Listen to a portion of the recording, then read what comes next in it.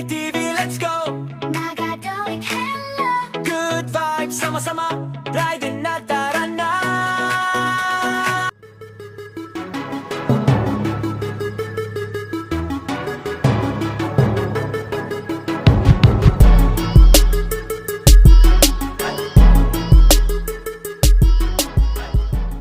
Yo, what's up, what's up? Magandang hapon sa inyo lahat mga kadawit at wala tayong customer ngayong hapon. So, dahil wala tayong magawa, ay tapusin na muna natin yung ating nakapending na 2 unit na stove Dios oil pa dyan. So, bali may 8 unit pa tayo na available. Sa lahat ng gusto magkaroon, message nyo lang po ako sa aking Facebook account, Dirabi, para maka-order po kayo ng aking stove Dios oil yan. So mayroon pa tayong available na 2, kaya yan. So magbubutas tayo ngayon ng ating nozzle burner. Ito na yung ating nozzle burner. Ayan.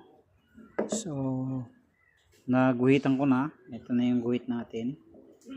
So first layer 2.5, tapos yung second layer ay 2. Ayan, 2. 6 na first layer pababa, tapos medyo island pataas 4 sa second layer, 2.5, 2, tapos dito ay 1.5, yan, 4, tapos dito ay 16 yata to, 16, 1, 2, 3, 4, 5, 6, 7, 8, 9, 10, 11, 12 lang pala, 12. So yan, 12, tapos dito ay 1, 2, 3, 4, 5, 6, 7, 8. Yan, ito ang 16 kasi mayroong tigi isa sa pagitan yan. Ayan, katulad nito. Yan. So 1, 2, 3, 4, 5, 6, 7, 8, 9, 10, 11, 12, 13, 14, 15, 16. Yan, 16 yung ibabaw, 12 yung leeg. Ito yung pinaka-screener natin. So, tutudyuhan lang muna natin para mabutasan natin. Tapos ito, grind natin ng konti para maganda. Ito kasi hindi ko ginrind eh. So, grinderan muna natin konti para medyo maganda siyang butasan. So, ito na mga kadawit, na tudyuhan na natin lahat. Ayan na. So, ito yung sa ibabaw, 16. Tapos ito ay 12. Tapos 4. Ayan. Ito 1.5 lahat to. Ito hanggang taas. Tapos 4 na 2. Ayan. Tapos 2.5 na 6. So ito yung oil distractor natin. Subok ko na yan, maganda na yan. Basta wag lang kayo yung sobrang laki dito, kasi dito pag ginawa niyo yung tres, ang lakas, tapos malakas din sa langis syempre. Tama-tama lang yung 2.5. Tsaka mablues talaga siya pagka 2.5 lang. Ayan, yan na. So bubutasan na natin. Hindi ko na ipapakita yung pagbubutas, so mamaya na lang natin ipakita pagkatapos. So may ginawa akong jig. Imamanual ko na lang kasi natatamad ako mag-setup nung ano ko,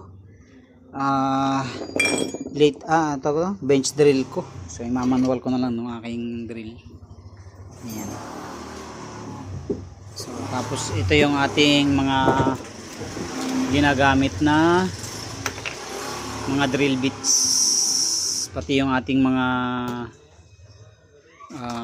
kinonvert na drill bit, DIY drill bit. So ito yung ating mga DIY na drill bit. Ayan, marami tayo yan, pati yung mga 1.5 natin. Ayan, oh. So yun yung mga, so ito na mga kadit, after ng pagbubutas natin. Ayan na. So ito na yung mga butasan natin.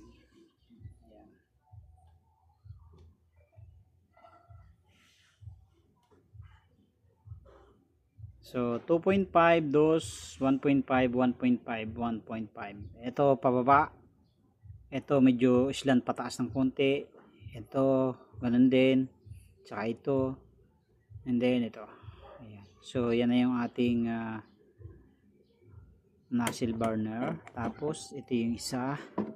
Dalawa to eh. Yung isa na tapos na natin to eh. Tingnan ko lang yung ano kasi medyo nalimutan ko yung ano pattern ng butas. Busy kasi tayo sa pag may mekaniko eh. Kaya yan, pagka walang gawa lang saka natin ito nasisingit. So ito na, 2.5, 2, 1.5, 1.5 at saka 1.5. Ayan. So pansinin niyo yung pattern ng butas ko, isa sa gilid, tapos tinaas ko ng konti yung isa. Yung nasa gitna. Ayan. So ito ay 3/4, 3/4, 3/4. Ayan. Tapos ito naman, ito ay 1/2. Ayan, 1/2. So yan yung ating ano. Sinukat ko lang siya dito. Ayan, yung ginamit nating elbow ay 1/2. Yan, 1/2 yan. So sinukat ko lang yan, yung height niya. Halos pantay yan. Ayan.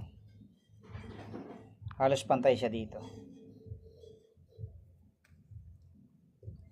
So yan yung design natin ngayon. At tapos ito, ano lang to eh, 8 something, 8.5 ang height.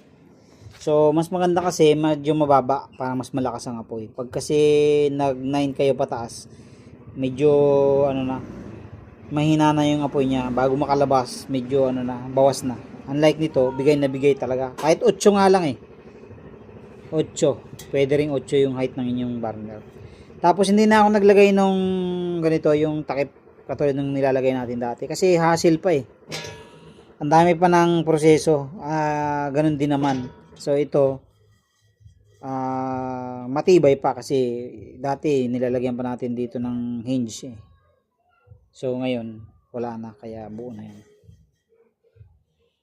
Buo na to. So ito na yung ating isang unit pa. Bali dalawa to, yung isa nasa loob. Ayan. Lilinisan ko na lang yan. Hindi ko pa kasi ginagrind hanggat hindi ko pa pipinturahan. So last time kasi hindi ko yan nagawa dahil busy nga tayo. May mga customer tayo eh. Katulad kahapon, di rin ako nakapagawa kasi mayroon akong home service. Pag may mga tropa ako na nagpapa-home service, kasi nga dito sa amin, medyo tago dito eh. Kaya yun, pag Sabado, minsan naabot ako ng hanggang tanghali sa labas. Tapos pagdating ko dito sa bahay, maglalaba ako. And then pag may customer, sa gabi na ako maglalaba. Hindi ko na kasi pinaglalaba si Commander dahil ako hindi naman ako pagod. Pagod siya dahil ang trabaho niya ay sa garments. Ay ako ano lang, easy lang ang trabaho kaya wala tayong problema. So ito na.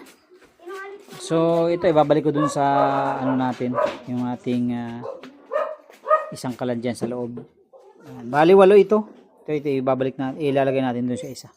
Bali dalawa tong 4 paint natin na to. So yung isa kong stove di diesel na ginawa, may kunting leak pa siya kaya hindi ko pa siya mapintahan. So ang plano ko, kaya hindi ko pa to pinipintahan, ay ayusin ko muna yung leak ng stove di diesel natin para sabay na siyang mapinturahan. Pero okay na yung functionable na yun. Ang problema nga lang, yung winildingan ni bayaw dun sa ilalim sa may paa, may maliit na leak pa, eh ayaw ko naman pintahan ng hindi pa naayos eh, hindi pa nga natin maasikaso dahil busy. So ngayon, siningit ko lang to dahil nakita ko kanina, nakatiwang mga, naisip ko, wala pa nga palang butas yung ano nito, yung nozzle burner nito.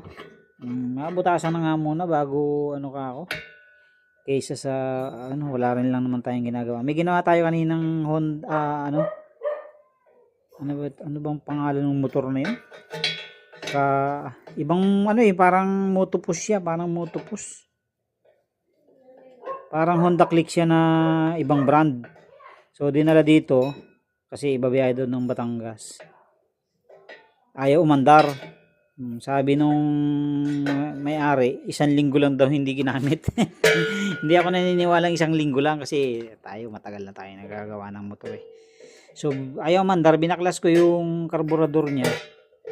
Putik, dikit na yung dikit na yung floater valve niya.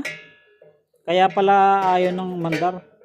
Tapos yung mga jettings niya ay barado na. So inano ko, nilinis ko pa. Tapos nung papaandarin ko na, wala namang kuryente. Walang kuryente. So medyo nabali-bali tayo sa pag-trouble. Kung ano-anong pinagtitest natin.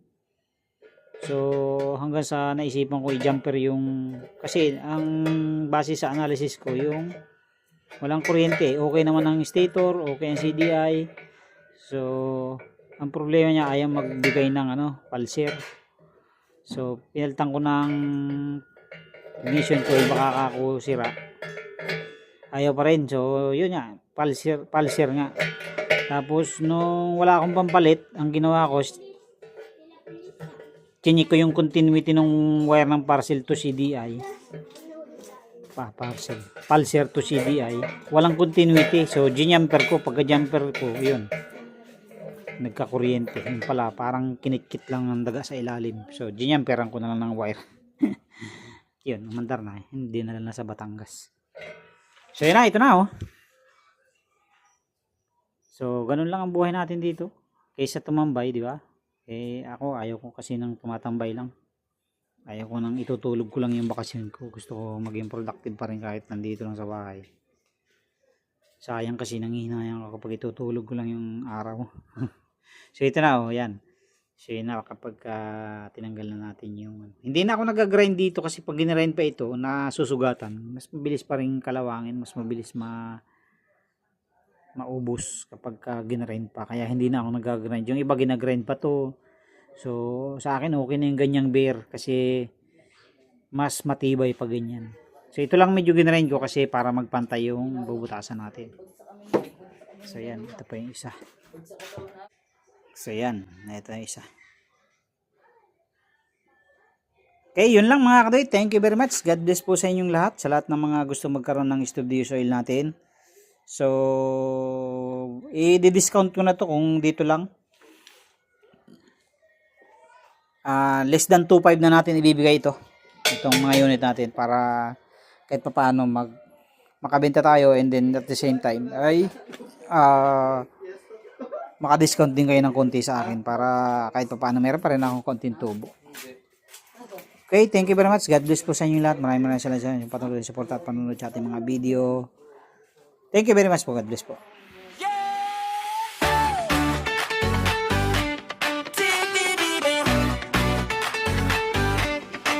Let's go! Mga kate, hello! Good vibes, sama-sama, riding na, tara na!